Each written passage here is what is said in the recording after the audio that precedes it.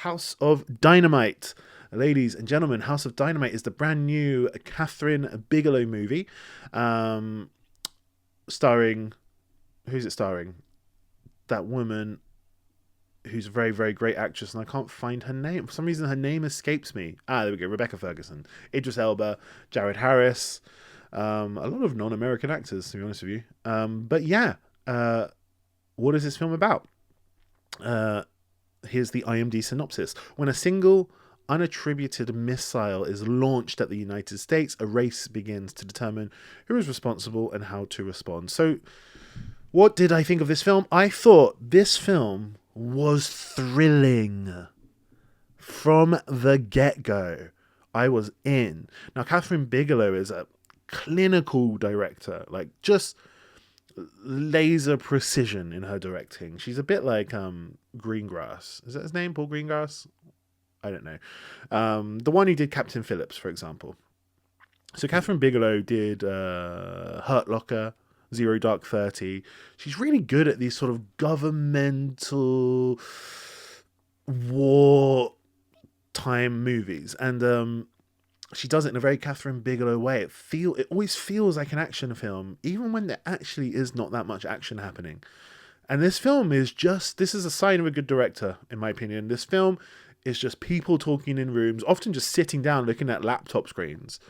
Most of the film is just that, and it's thrilling. It's absolutely, utterly thrilling, the whole way through. There's a lot of chatter online about the ending. I will go into that. And I will do some spoilers. So if you've seen the film, great. If you haven't, I'll let you know when spoilers are coming up. But yeah, wonderful, wonderful performances. I actually really rated Rebecca Ferguson's performance. It is hard because the film does a narrative non-linear thing where it goes for about half an hour and then it cuts back and then does that same half an hour again from a different perspective and then cuts back, and then it does it 3 times, basically the exact same 20 minutes or half an hour, whatever. So yeah, that is a narrative perspective which was done in Weapons this year, which is one of my favorite films of the year, Weapons. And I think Weapons probably did that a little bit better, a little bit more creatively, interestingly. But this film did it, and I still really enjoyed it. Like, it still managed, for me, it still managed to ramp up the thrill of it. Because I thought, oh, okay, well, we've gone back. I kind of know what's going to happen. At least I know up to a point what's going to happen. And I'm just going to watch it again. But no, it does. It keeps being thrilling. So, yes.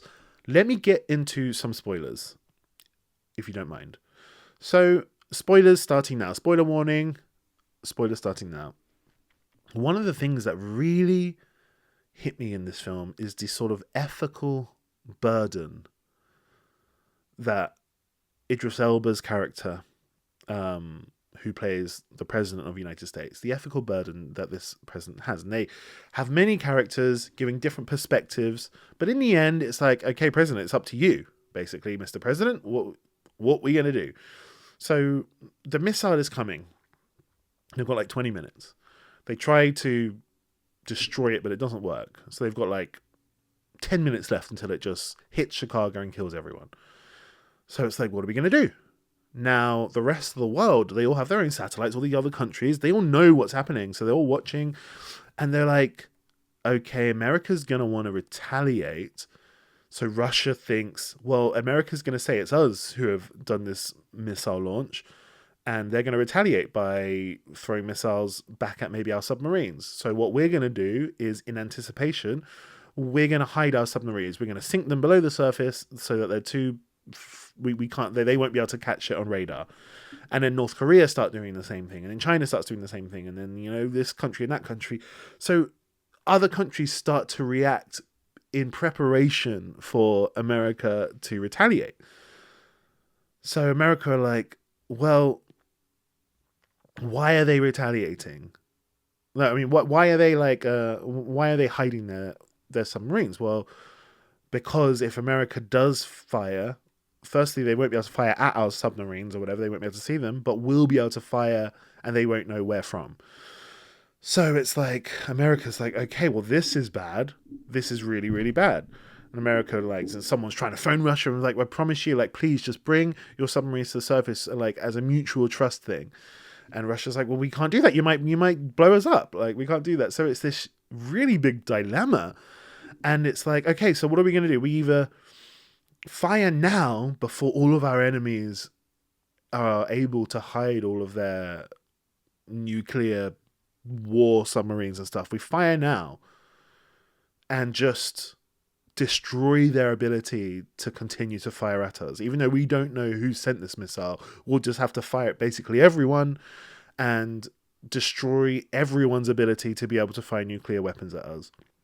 However, the bad part about that is that you're going to be starting a nuclear World War III if you do that. Now, the other thing you can do is wait and see if the bomb just hits Chicago but malfunctions and doesn't explode, and then we can like work out what to do from there. But it could explode. And if you do nothing, you're going to present yourself as weak to your enemies, and the enemies will just fire again. So it's like, what are we going to do? And they lay up all these arguments, and they just give it to the president. He's got to make that decision.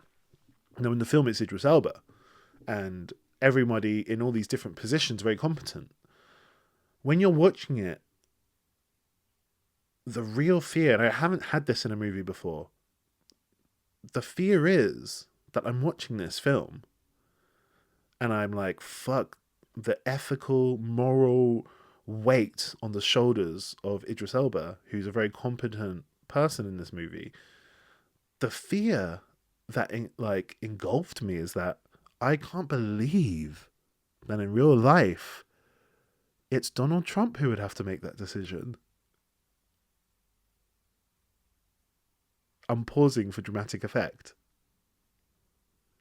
He would have to be the person that we depend on to be able to contemplate quickly and deeply about all of the different ethical side effects and the sort of moral quandary of it all. It's Donald Trump we've got to depend to be able to do that. He's the one with his finger on the button. And it's just insane. You watch it and you go, no, please, no. And the film just ends. We don't get to see the president's decision. We don't get to see if the bomb hits and explodes or not. The film just sort of ends. Very unsatisfying. A lot of people, it has ruined their experience of the movie for them. Very unsatisfying. No questions answered. It's just question, and end. But obviously it's intentional. And Catherine Bigelow is like, yeah, I don't want people coming away from this film going, oh, what a great resolution to the movie. I need people to walk away feeling like these questions need to be answered before we get into this situation.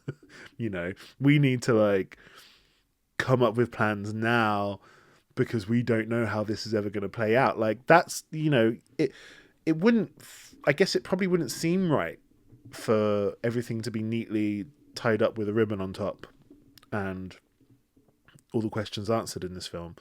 I think she's really definitely going for, yeah, these are unanswered questions, and that's terrifying.